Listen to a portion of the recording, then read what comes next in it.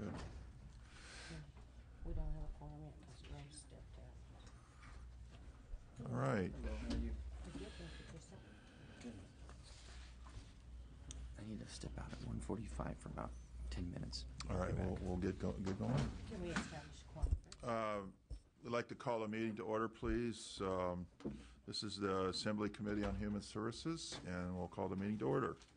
Take roll, please. Bell? Here. Jones? Here. Amiano? Here. Grove? I'm here. She's here. Hall? Portantino. Okay, we have a quorum. We have a quorum.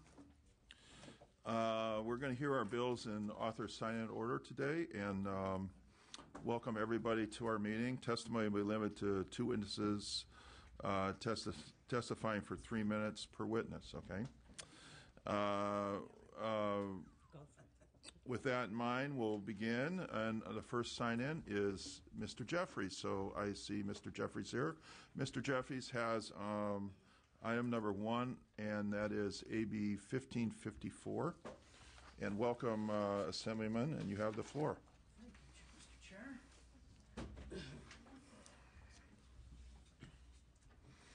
We are presenting 1554. Chair members, I'm here today to present 1554, which is going to require more transparency and accountability from the 21 regional centers in California. Last 2 years, a series of reports have revealed that operations and expenditures at some of the California regional centers have not been cost effective and have at times been borderline corrupt misspending of state funds. Not all, just some. Although 21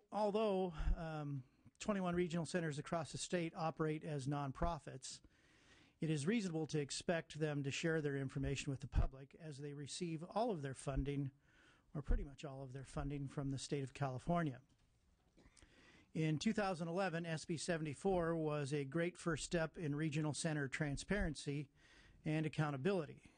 It established guidelines and publicly accessible website to view important information about their operations.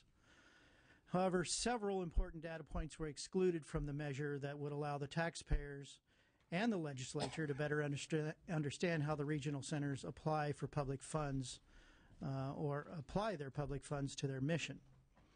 AB 1554 seeks to round out this important measure by requiring the regional centers, which are nonprofit community agencies that utilize public funds, to post a few key data points about their operations to a website already established via SB 74. These data points include the actual rates paid to each vendor, updated annually, except for those who are consumers or family members of the consumers, and as well as any regional center purchase of services or operation funds provided to a nonprofit housing organization outside of the request for proposals. The best way to alleviate concerns and ensure that public money is being used competently is to require more transparency from these nonprofit regional centers, something that they are not legally required to do at present. Parents, staff, vendors, disabled, anyone who works with and depends on these agencies would be better served by a more uniform and transparent process. I have 2 witnesses with me today who are proponents, sponsors of the bill, and they're available to answer any questions as well as testify. Thank you, Assemblyman. Witnesses, please. Thank you, Assemblyman Bell. My name is Boyd Bradshaw. I'm the president of Res Coalition. I'm also a parent of a child with developmental disabilities. We're here to support AB 1554 today because we believe it's an extremely important step in this process. Over the past few years, there's been a number of legislative changes to the system. One of those changes includes a stipulation that we as family members have to look at our children, adult children, going into the most cost-effective service for the system. We don't disrespect that. The problem we have is that we don't have access to simple data such as how much different services cost.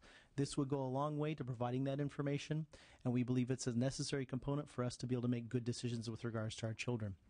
I think it's important to note that some regional centers are already voluntarily posting this information, so we're just mandating or requesting that you consider to make all 21 regional centers provide the data. I would also like to note really quickly that The reason that we have the public foundation housing money in there is because there's been a lot of concern about the transfer of money between the nonprofits, the regional centers, to other nonprofits, not done in a public manner. You have a case right now, Inland Regional Center is having to repay almost $1 million because they illegally transfer this money to the housing cooperative. So we're just saying, if there is a need for housing, there is a way to do it through the RFP process or request for proposal process. Just make sure that it's public so it can be identified. Thank you very much for your time and consideration. Thank you. Next witness, please. Hi, Dr. Shane Chase with Res Coalition. I'm Mr. Bradshaw's colleague and available for questions. Okay, thank you. Can we have witnesses in favor of the legislation? Please come forward. And we don't see any. How about opposed? People, individuals opposed to this legislation? I had one question, and I don't see any opposed. I had one question. Last year, the bill, what's the difference between this year and last year's bill? I think that's an excellent question. Last year, the bill was introduced prior to SB 74, and last year's bill included a lot of data points that SB 74 resolved for us, so we've tried to pare it down. And then at the very end, the governor had a concern about one specific stipulation, which was we had asked that the conflict of interest statements for upper management at the regional centers be public information, and that was a concern, so that's been removed also. Okay. We passed the bill last year, and this year I also recommend that we pass this bill. And I'll take questions from members. We have a motion. Do we have a second? A second? I have a question. Okay, I'll make a second. And Assemblymember Groves has a question. I just have a few questions. You answered one of them. So this bill does have to do with the Inland Empire facility. One facet, that would be the transfer of money to housing cooperatives. Okay. And then I guess my second question is, will service codes be broken down more than just in subsections? My concern is that if you have a facility like a BARC or an ARC, ours is Bakersfield, so just an ARC, and they service somebody for like $30 to $60 a day, and then you have another facility like in my district, a Jasmine Nairi Center, which services just individuals with disabilities that have behaviorals. So they are. It's more costly to service somebody that has behavioral issues than it is in somebody with just I don't want to say just a normal disability, but it's harder to treat people with behaviorals. Absolutely. And so if it's not broken down and they're all just under subsection 1, item 3.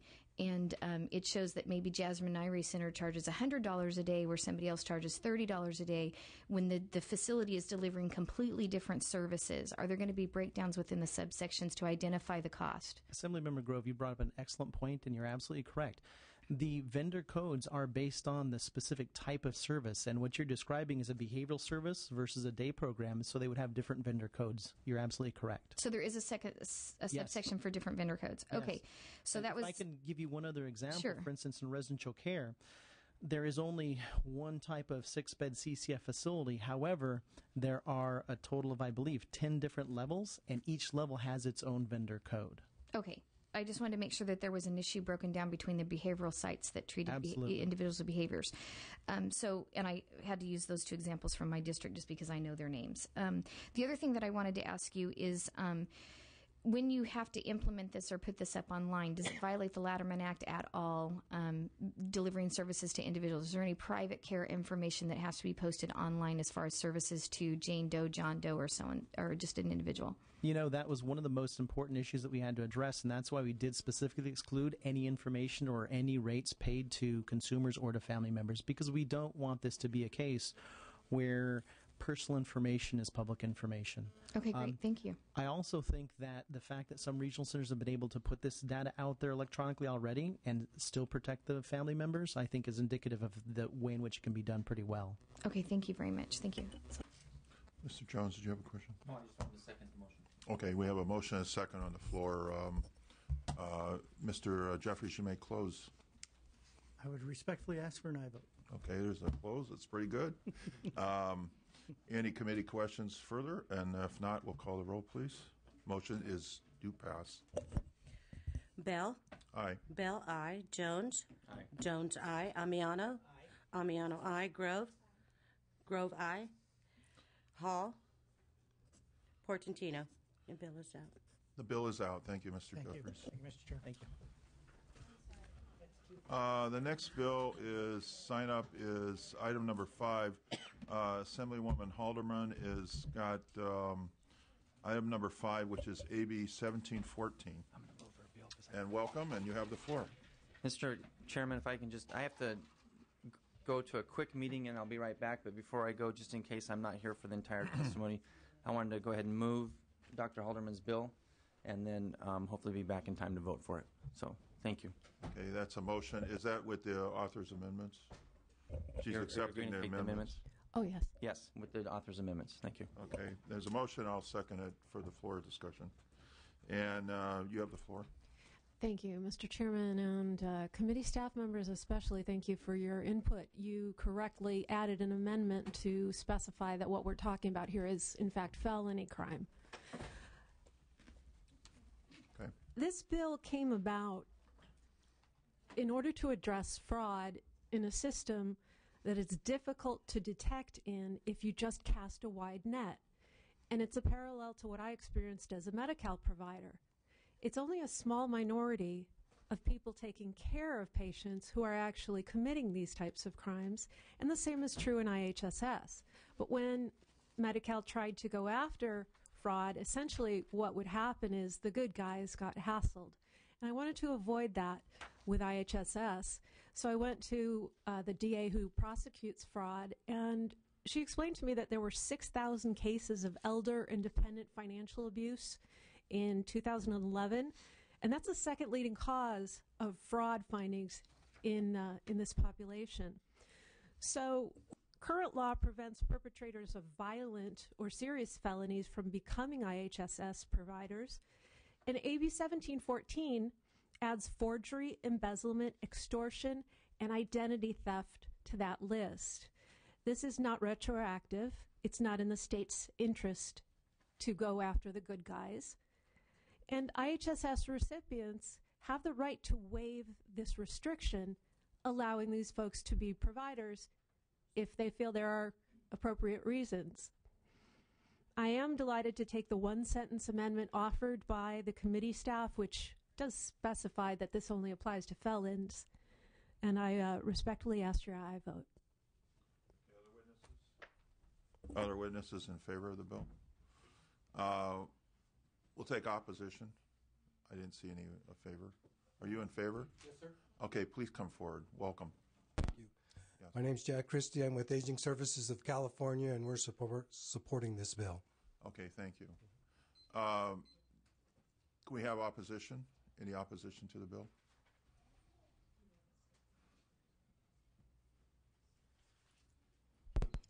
Good afternoon, Mr. Chair and members. Sawait Hestria-Sium with UDW AFSCME Local 3930. We are in opposition to this bill. We appreciate the committee's attention to this matter and the amendments that have been offered. However, we remain opposed to the bill. We believe there is a lack of evidence or information to support the need for this bill. We also believe that IHSS providers are being unfairly targeted by this bill. In our communications with staff from Assemblywoman Halderman's office, to our knowledge, this bill was based on a national study that was done in 1998. The evidence or information provided in this report does not speak to California and the IHSS program specifically. So we believe that the information provided in this report is outdated and again does not apply. Therefore, we remain opposed and would ask that you vote no. Thank you. Okay, others, please. Any questions from our committee? I have no other testimony. You have a close? Sure. I just wanted to clarify that personally my reason for getting involved in this bill was my experience with Medi-Cal and the advice from the DA who prosecuted IHSS fraud.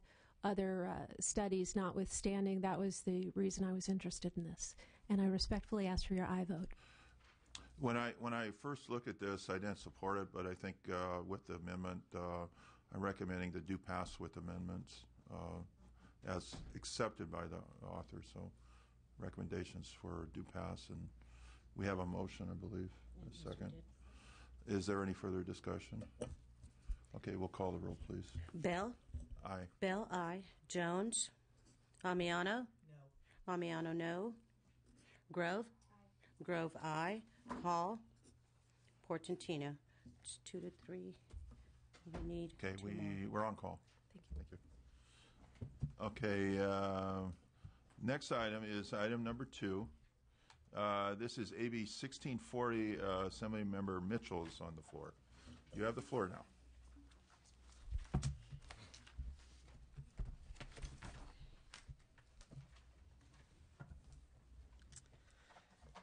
Good afternoon, Mr. Chair and members.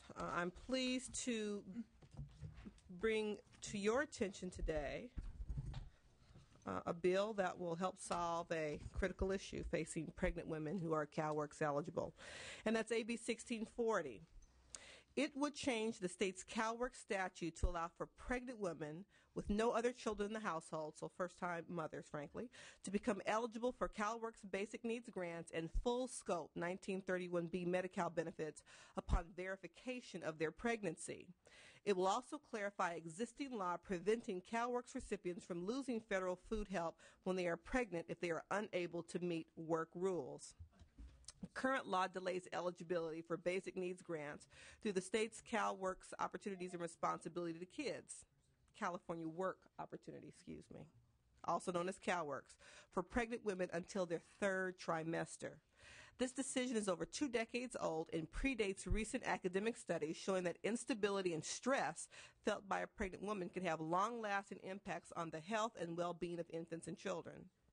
Current policy not only impacts eligibility for basic cash assistance for very low-income pregnant women, it also means they lack continuity in their health care services. It's critical that we ensure uninterrupted supportive services to the women who are experiencing multiple stressful situations during these pregnancies. Very poor women are more likely to experience premature and low birth weight babies, and children are more likely to experience health and behavioral challenges which may have lifelong impacts on the child's development. There are negative economic repercussions that result from these poor birth outcomes. For example, the average first-year medical costs for preterm infants are about 10 times greater than for term infants. And that's information provided to us by the March of Dimes. So I hope I've got witnesses here representing the Western Center on Law and Poverty and California Welfare Directors Association who are in support of this measure, and I ask for your aye vote. Okay, witnesses, please. Welcome. Thank you, Chair and members. Jessica Bartholow with the Western Center on Law and Poverty. We are co-sponsors of this legislation with the California Black Women's Health Project. As you know, the CalWORKs program is a basic needs grant program for very low-income parents and their children. The average grant for a family of 3 is $471 per month. This puts families at approximately 30% of the federal poverty line. Currently, pregnant women need to verify that they are in their 3rd trimester of pregnancy in order to become eligible for CalWORKs.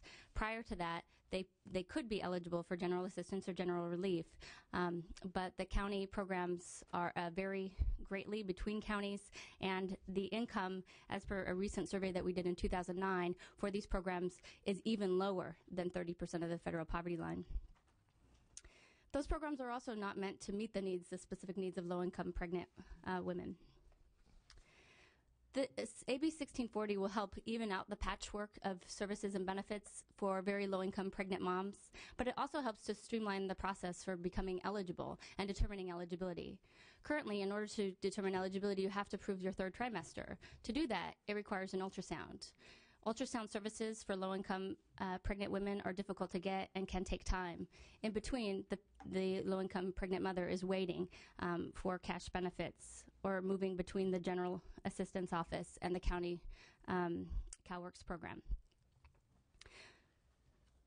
Not only does it make the process easier for people to become and determine eligibility for CalWORKs, it also helps make sure that they are eligible for the same type of Medi-Cal throughout, so they don't have to change doctors in between their 2nd trimester and their 3rd trimester. So AB 1640 will prevent homelessness and hunger and hardship and stress for low-income pregnant moms, For this, we're really proud to support it and sponsor it, and we hope that you will vote aye. Thank you. Thank you. Next witness, please. Thank you, Mr. Chair and members. Kathy Sunderling McDonald with the County Welfare Directors Association. We are in support of the legislation. And it's important to remember that the women who would be helped by the bill are low income, and they would otherwise be eligible for the programs that are affected by the bill if we could just count that baby today as a member of the household. And so that's the change that the bill would make. As Ms. Bartholow mentioned, these women could be eligible for the general assistance programs, but the grants do vary by county, the time limits vary by county, and there's not the same sort of consistent services that you see in the CalWORKS program. We also know that growing up in poverty can have long-lasting effects on children that affect them well into adulthood, differences in educational achievement, as well as their health and well-being. So all in all, it does make, we think, more sense to provide a more consistent and stable grant and set of services to these women and their unborn babies to allow them to put a roof over their heads and reduce their stress and ensure a healthier start to their babies' lives. For these reasons, we support the bill and ask for your aye vote. Okay. I had a question. What is the estimated number of people that would be affected by this bill?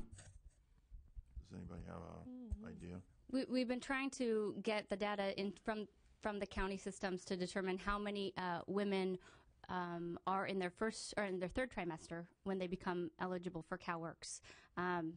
That'd be kind of the only place where we'd be able to determine it. We might also be able to look in the list of people who are on pregnancy Medi-Cal before they transition over to 1931B full scope Medi-Cal. But really the numbers aren't any place specifically, and that is because these very low income pregnant women are no place where they're getting a consistent holistic system of care where we're keeping track of them and able to provide the services that they need. So right now we don't have that number yet. And I don't know that we would that there would be women that we would miss who, because they're not in their third trimester, because they for whatever reason don't access an ultrasound to try to prove the gestational age, if they are referred to general relief, and if it happens to be a county that only provides coverage for 3 months, let's say they get that month 2, 3, and 4, then they drop off before they qualify again in their 6 months. You know, there's no way at the state level, particularly, to be able to really answer your question comprehensively. It's too easy to miss a woman. Yeah. And I would add that some of those babies might actually be lost. You know, if a mother is homeless and doesn't have access to basic needs grants in the first and second trimester, the data shows that she's more likely to lose that child. And so that it might be that those babies never become counted in the CalWORKS program. Yeah, Dad, one more question, if I could, please. Other states have this law, correct? And Majority of them. Is the result or outcome compared to California less children born with developmental problems and other problems? I think I can respond generally. California still, unfortunately, has disproportionate high rates of infant mortality and morbidity, particularly among communities of color and low-income women.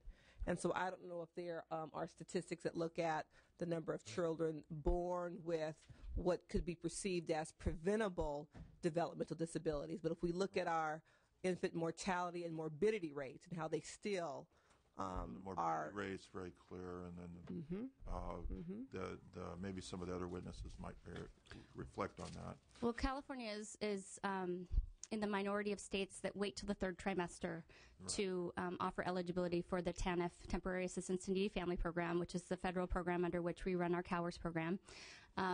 And we don't have data from the other states about the impact of providing that basic needs help earlier in the pregnancy. I think in general, those programs aren't keeping track of the well-being of children born under CalWORKS, although I would love to, or under TANF programs, although I would love for us to start to do that. And Mr. Chair, though it's not, this obviously is the Human Services, not the Health Committee, I do think that the Medi-Cal impact is important too. Thinking about limited scope coverage for those first 6 months. Limited scope is much more limited. It's only pregnancy-related services, and you cannot get the more comprehensive services that you can through full scope. And if things start to happen with that woman's pregnancy or she becomes sick elsewhere in her life, it could spill over. So just being consistent, getting her in managed care, seeing the same doctor for that entire pregnancy will help, we hope, to combat some of these statistics that we see in California. Right. Thank you. Okay. Can we you have any other questions from other committee members? Member Grove, you have a question. Thank you. I do have some questions. So it looks like to me since 1970, out-of-wedlock birth rates have soared to almost 64% among women of color or minority women in impoverished situations. It used to be about 24% in the 1960s. It's not just a race issue, though, because in Caucasian families as well, out-of-wedlock births have also soared. So it seems to be a breakdown in family or a social issue. So I guess my concern is if you continue to offer benefits for people to continue that do get pregnant or that do have children that are out of wedlock and are on subsistence or means of services, instead of telling them that the future is at their fingertips and they have the opportunity to succeed and grow and thrive, I think it continues to break down the family. So I guess is that, why aren't we working on legislation that will help people succeed and get out of that situation instead of telling them government will solve all their problems and provide them with medical insurance and food and everything else. Let's teach them that the world is at their fingertips and they have the opportunity to succeed. So I guess that's my question in a long roundabout way. So I think that's probably a bill you might want to consider introducing. I'd love to be a part of that public policy dialogue. I think the issue that I'm interested in addressing is the reality of a current Cal grant award of $400 and change. And I don't know a single Caucasian woman or woman of color who finds that grant amount so rewarding that they would intentionally have an out-of-wedlock pregnancy thinking that would kind of benefit them or their child significantly. So from my perspective, it's not a value statement. I think the statistics you cite are troubling and are reflective on society as a whole. But the point of this bill is recognizing that women who are eligible for financial support from CalWORKS, we believe, should be entitled for the ultimate improved birth outcome for her child, to have access to a continuity of health care and cash grant early enough to help improve that birth outcome. That's the only issue this bill is attempting to address. I was just addressing some of the information that you had provided with both the testimony. So my concern is that we have a huge out-of-wedlock birth rate that continues to rise. My second statement, I guess, would go because you said that if that baby would be counted today as a member of the household, if someone aborted that baby, it would also be considered murder. No, that's not what we said at all. What we said, if the baby was lost as a loss, we didn't say aborted. That's your word, not the witnesses. If the baby, if the mother lost the baby because of lack of access to health services, that was the statement you made. There was no reference to abortion. I'm not sure what you heard. Again, Ms. Mitchell, you missed the point. The statement was made that if this baby was counted today instead of after it was born or in the third trimester. So my response to that, if that baby was counted today, if someone aborted that same baby, it would be considered murder if it was considered eligible for benefits or life in the first trimester. Ms. Grove, I'm having difficulty following your logic, so perhaps the chair or somebody else would like to respond because I'm not getting it. First of all, has the bill been moved? No. Okay, I'd like to move the bill. Thank you. We have a motion and a second for the bill. All right. Do we have witnesses in favor of the bill, please? Judith Larson on behalf of Jericho, a Voice for Justice, in support. Okay. Sorry, Judith, I'm blocking you. Yeah, Kevin Asden, Coalition California Welfare Rights Organizations. Basically, right now, we used to have 60 months to get welfare. Now it's 48 months. What this is, rather than waiting for 6 months before the 48-month clock starts ticking, you can start ticking now, and then all they do is get 48 months. So this bill would help the unborn. Thank you. Rebecca Gonzalez, National Association of Social Workers, California chapter, in support. Kelly Brooks with the California State Association of Counties. We're in support. Kathy Mossberg, California Association of Food Banks, in support. Jackie Humphrey Straub from the California Partnership to End Domestic Violence, and we're in support. Stephanie Hodson with United Ways of California, in support of the bill. Crystal Crawford, California Black Women's Health Project, co-sponsor and in support. Okay. Do we have opposition to this bill? I see none. Any closing statements? As an unwed mother who's on the public dole, and then I'm a public employee, I ask for your aye vote. I think this is an excellent bill. We will find better outcomes in many areas as a result of this bill, especially healthy babies. And I think healthy babies means a better chance for families to continue in a healthy manner also. Healthy babies means healthy families, so I urge an aye vote on this. Comments, Mr. Portantino? Yeah, Mr. Chair, I just want to echo your comments, as the father of two daughters, certainly, what we can do to help a mother have a healthy child and a healthy pregnancy is a very laudable goal, and I'm proud and happy to support the bill. Yeah, Mr. Chair, if I may, I want to thank Ms. Hall. Mitchell for advancing this bill. Certainly, young women, teens, and young women in my community in the 52nd Assembly District, which is Paramount, North Long Beach, Compton, South Central Los Angeles, South Los Angeles, rather, Carson, Wilmington area. We have, unfortunately, a lot of young parents and individuals who are birthing babies 18, 19, 20, 21, who are very poor and are looking for any type of assistance that they can to help make sure or to guarantee that their young babies are healthy when they are delivered, and so upon delivery. And so I think that this bill helps to advance that need. And certainly I appreciate the work that you're doing for the disadvantaged and disenfranchised and the least of these. And certainly I would like to acknowledge my support of the bill and also ask to be added on as an author, co-author of the bill. So be it. Thank you. Mr. Almiano, you have a comment? Yeah, I just want to echo the supportive comments and really thank the author. A lot of our politics are informed by the personal, and I don't think that that's a bad thing, especially when it's done with such thought and deliberation as this bill. And, as someone who is gay, then that means everything we do is out of wedlock currently, so what the hell's the difference? And we really want to have, so anyway, aye. I'm coming to your baby shower. Any other comments? If we could, we can call the roll, please. Bell? Aye. Bell, aye. Jones? Amiano? Aye. Amiano, aye. Grove? Grove, no. Hall? Absolutely. Hall, aye. Portantino? Aye. Portantino, aye. Bills. Thank you very much. Thank Member Mitchell, if I could, I'd like to be added as a co-author at the next convenience. Would be honored, sir. Thank you. Thank you. We have the next bill. I think Mr. Cedillo was supposed to be here, but Member Halderman have a bill on call. I'd like to be recognized as a no vote on that bill, sir. Okay. Other members? This is number 5 on the agenda. This was Ms. Halderman's bill? Yes. What was There was a split on the committee between, I recommend, we made amendments to the bill, and I recommended in favor of it.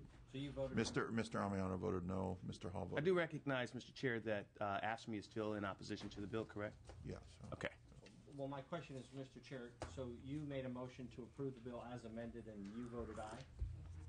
I think Mr. Jones made the motion. But as with the With the amendments. With the amendments that the chair asked for. Right. And the author accepted the amendments? Yes. And so there's a motion as amended with the chair voting aye? Yes. So there's a motion as amended with the chair's amendments, and the chair voted aye. Yes, sir. Okay. So then I will vote aye for the amended bill according with the chair. Lift the call. Okay, we'll lift the call. Hall? Hall, no. Hall, no. Portantino? As amended, aye. Portantino, aye. Okay, it's still on call. Still on call. 3 to 2. 3 to 2. So we'll now take Mr. Portantino, if you could, can you present your bill? Sure. This is item number 4 on our agenda, members. It's AB 1698.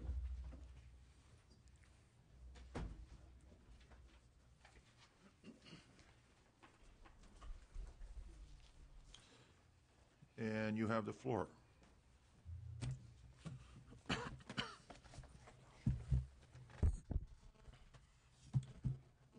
Thank you, Mr. Chair and members. AB 698 clarifies current law to allow the state's continuing care retirement communities to offer continuing care at home programs, or CCRCs, without walls. These programs are available on the East Coast and offer a comprehensive care management program from the local CCRC. This includes everything from pet care and home maintenance to medication management and rehabilitation in the CCRC Skilled Nursing Center. AB 1698 is necessary because it clarifies that continuing care retirement communities may offer services in senior private homes without resulting in the designation of the home being as a residential care facility, subject to licensure by the Department of Social Services. Thank you very much for the motion and the second. Historically, this has been the barrier to providers that have wanted to offer programs. I'm going to stop and let my witnesses in favor who are in the profession talk about the bill. Thank you. Okay, speakers in favor, please. Jack Christie for Aging Services of California. We're the sponsors of this bill, and we have 2 witnesses here with experience in CCRCs, a resident and a manager, to discuss their support of the bill. Okay. Mr. Chair, the bill has been moved and second, correct? Yeah, we had a motion and a second in favor of passing the bill. All right, thank you. And Madam, you have the floor. Donna Ambrogi, Claremont, California, resident of Pilgrim Place. Okay. You want me now? Okay. Yeah. My name is Donna Ambrogi. I'm a 16-year resident of Pilgrim Place CCRC in Claremont.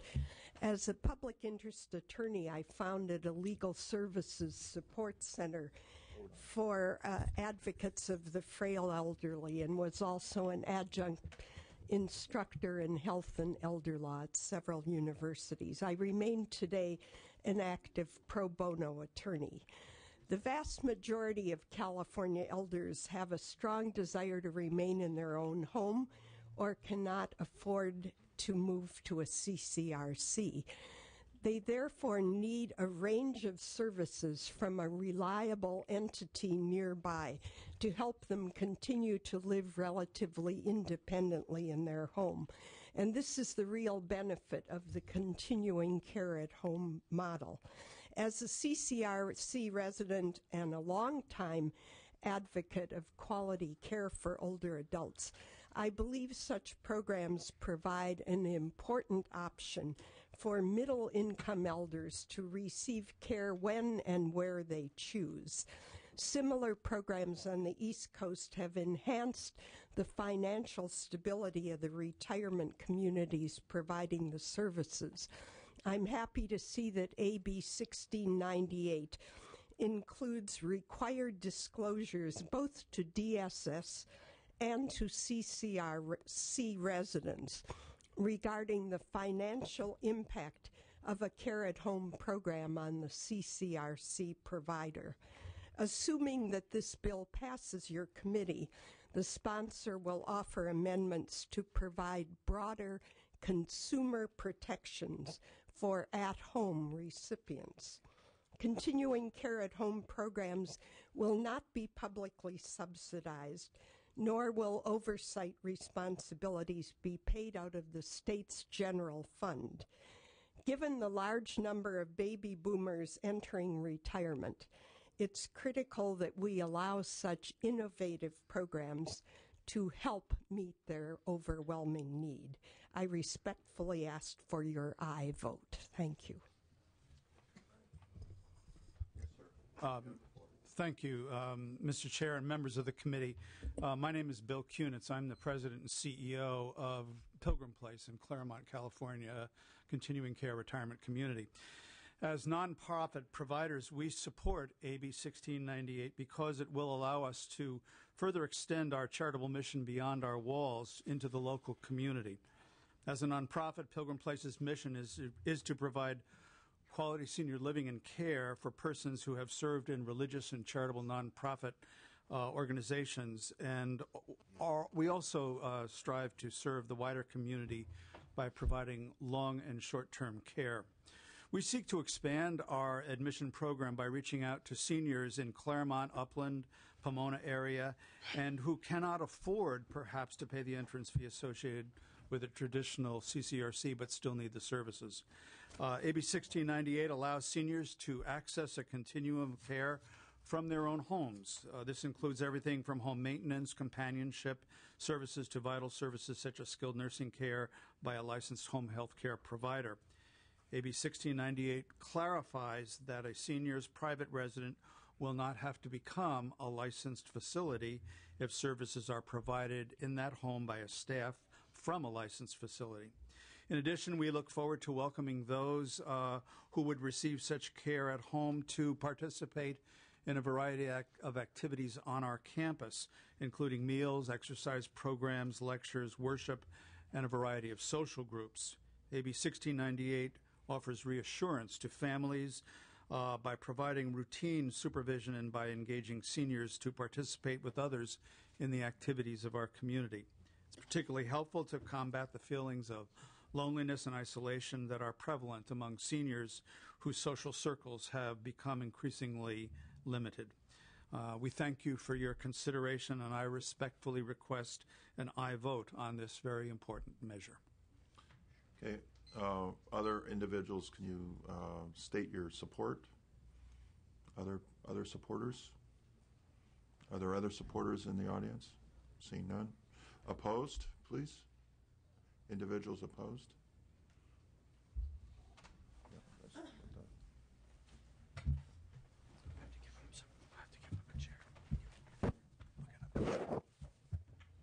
Yeah, welcome, and please have a seat.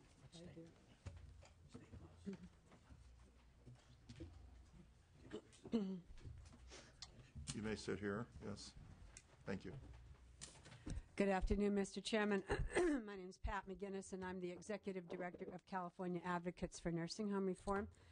I really, truly respect the author's concern about expanding services to seniors in the community. However, I think that AB 1698 is unnecessary, and it does not address any of the problems that consumers face in the delivery of home care. If a continuing care retirement community wishes to set up a home health service or an in-home care service, there is nothing in the law right now that prevents it from doing so. The CCRC industry doesn't need a special carve-out, they don't need special legislation, and they don't need an exemption from an RCFE, because when I provide services in a resident's home, that does not make it an RCFE.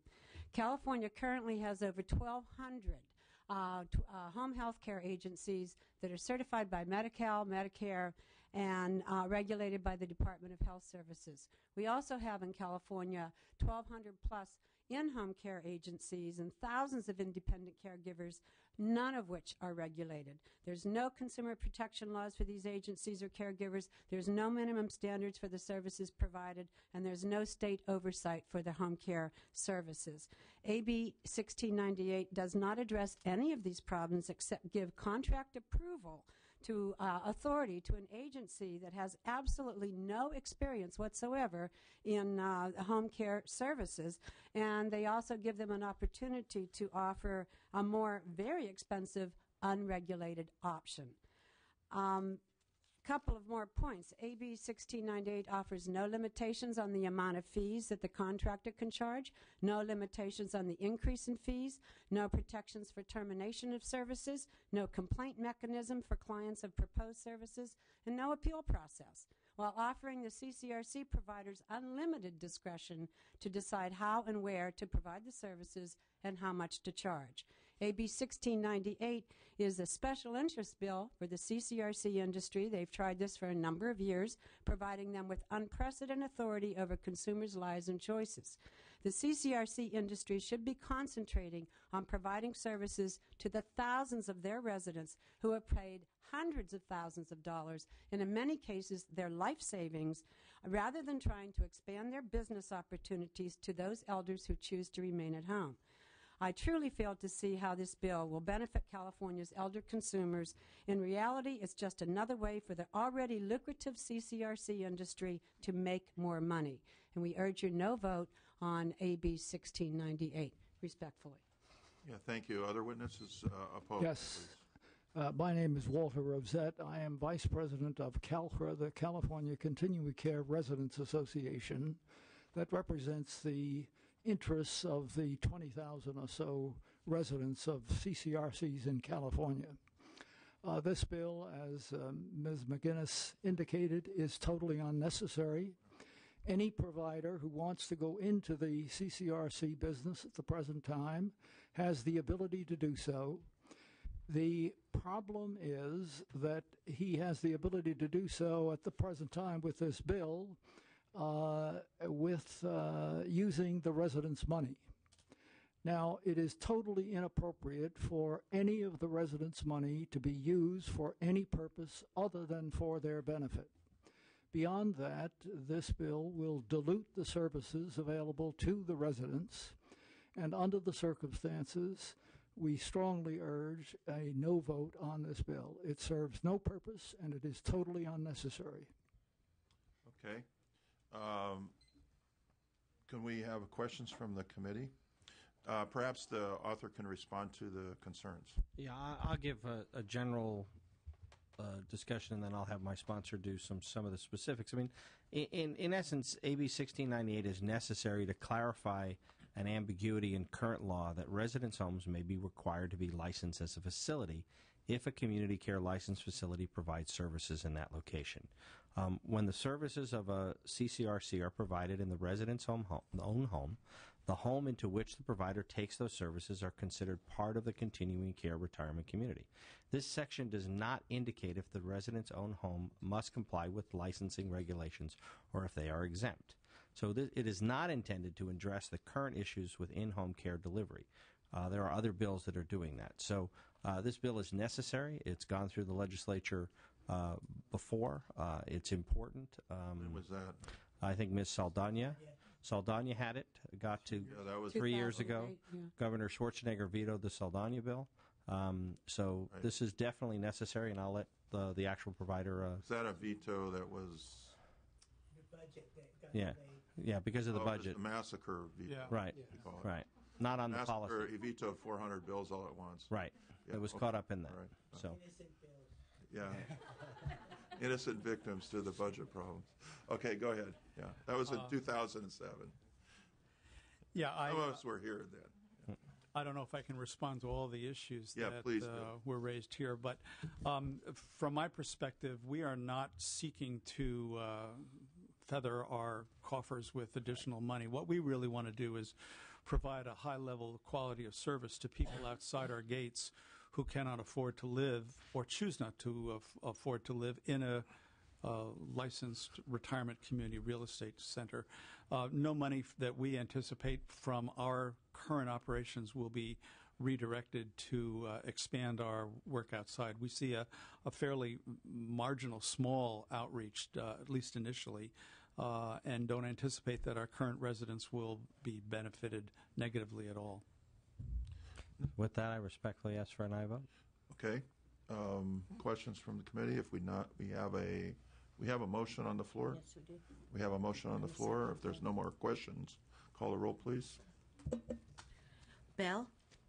Aye. Bell, aye. Jones? Jones, aye. Amiano? Amiano, aye. Grove? Grove, aye. Hall? Aye. Hall, aye. Portantino? Aye. Portantino, aye. The bill is out. Thank you. Thank you, you Mr. very much. Martino. We'll next go to our item 3, and I believe that Assembly member is presenting the bill on behalf of Yes. Assemblywoman Lowenthal. Is that correct? And can we please have that bill, Mr. Can we lift the call on this? for Mr. Oh, can we lift the call on item number 5? And Mr. Jones? Jones? Aye. Jones, aye. The bill is out. That bill is out on a 4-2 vote. 4-2. And thank you. Mr. Cedillo, you have the floor. Hi, members. Good afternoon. I'm here at the service of our colleagues. Professional courtesy, carrying a bill for Assemblywoman Lowenthal. A bill that I personally would have been very proud to introduce and would have offered myself. I had in the past made other efforts that are needed on behalf of the state to make sure that we prioritize the acquisition of language skills, particularly English as a central language in our state for people who are receiving services. We want to push all immigrants forward towards a common language, one that benefits us in commerce and in civil society. And this bill does that. It allows us to create as a core part of the core curriculum and core requirements the study of English. I'm surprised that that is not the case as it exists. It should be. I urge all of us who appreciate the need for English as a language of commerce and of our civil society to support this and to make the appropriate change, modest as it is, but significant in moving our society forward as an integrated society. Thank you. And we have a motion and a second to pass the bill, and we have witnesses. We have witnesses. Thank you. Good afternoon. My name is Yanina Torosans, and I'm here to support the Bill AB 1691. I care about this issue in particular because we need to have those ESL classes, and I would like to share with you why I think ESL classes should be counted as core activities for ESL learners. My life, work, and educational history made me committed to provide services to needed population and help them to succeed in life and in workforce. I was born in Armenia and then immigrated to the United States in 2003. And as a single widowed mother of 2 kids, I have faced significant hardships and language careers in this country.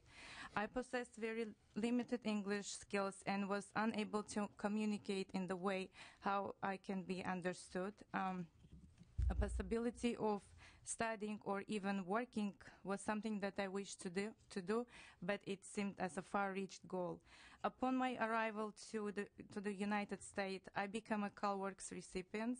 My DHS worker referred me to take ESL classes for 6.5 hours daily. With help of ESL teachers, I transitioned level by level until I reached the final stage of English that was offered. After I graduated from ESL class at Ariba Juntes, I enrolled to CCSF and became a full-time student while working part-time in CalWORKS office on campus, which is work study.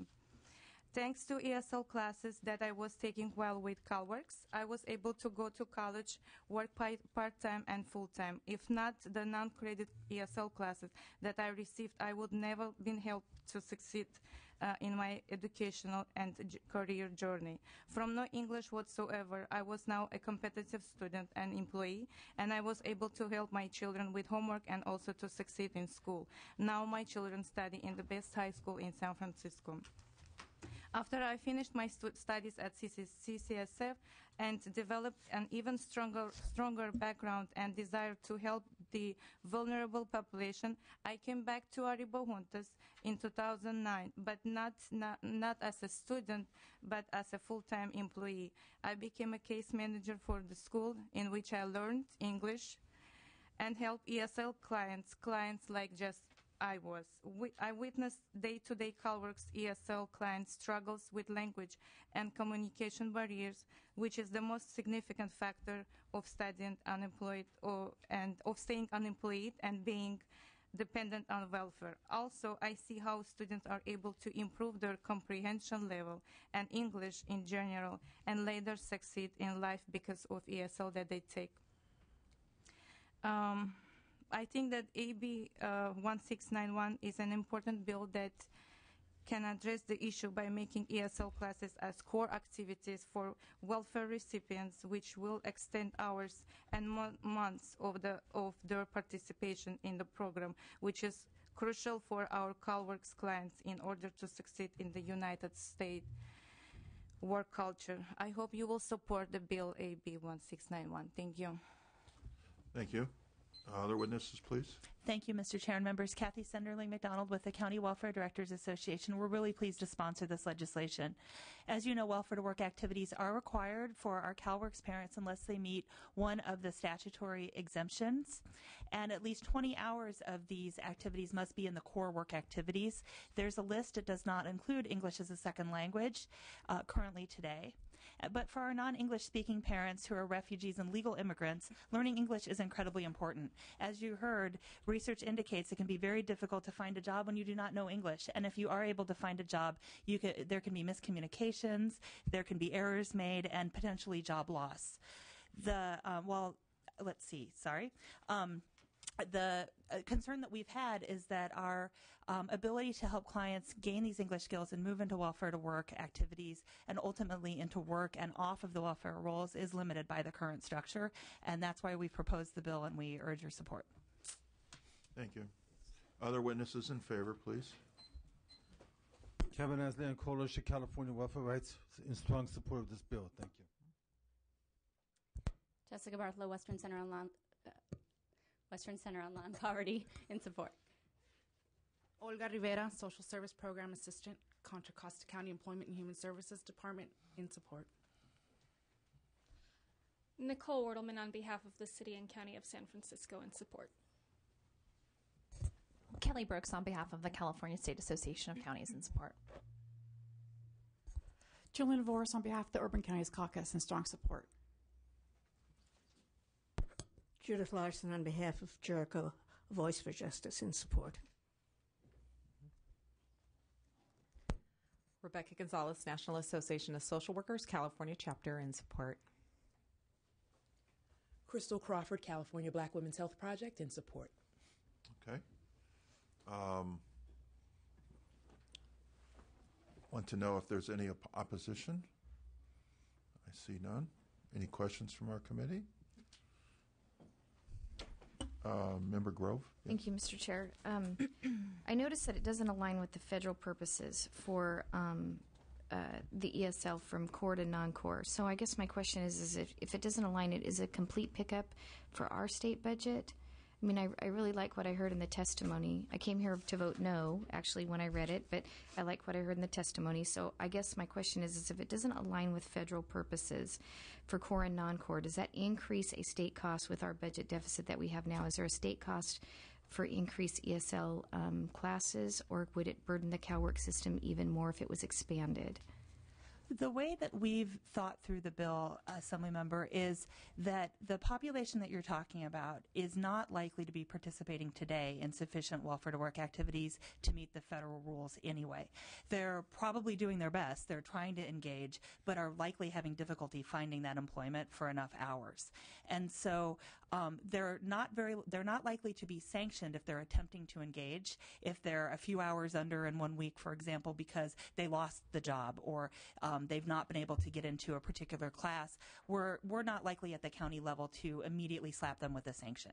So probably a good chunk of these individuals are receiving a full grant today, and there's no difference in how we fund those grants for a person who is or is not meeting the work requirements. Because the English as a second language courses would not fit into that federal core definition, someone who is participating in the activities, even though they might be meeting their 20 hours or their 32 hours, depending on their situation, wouldn't count for us if their case was pulled, but they're probably not going to count for us anyway. And so what we're trying to do is get them set up so they can succeed, get that job after they've learned the English skills, and then if their case is pulled when the federal government comes out to count, they will count for us in the future. So right now, today, we don't think it's likely they're counting. We're just trying to get it into a situation where they can in the future. But as to your specific question as to whether that somehow affects the money differently, it's not like Medi-Cal where we have a state-only caseload and then a federal caseload.